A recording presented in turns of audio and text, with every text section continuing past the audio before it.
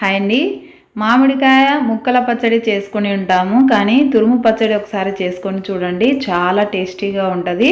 ముందుగా మామిడికాయలను శుభ్రంగా కడుక్కొని, బాగా తుడుచుకొని, ఇలాగ పై చెక్కు కొద్దిగా లైట్‌గా తీసుకొని, ఇలా పెద్ద తురుముతోటికే తురుముకోవాలి. ఇలా పెద్ద పెద్దగా తురుముకోవాలి.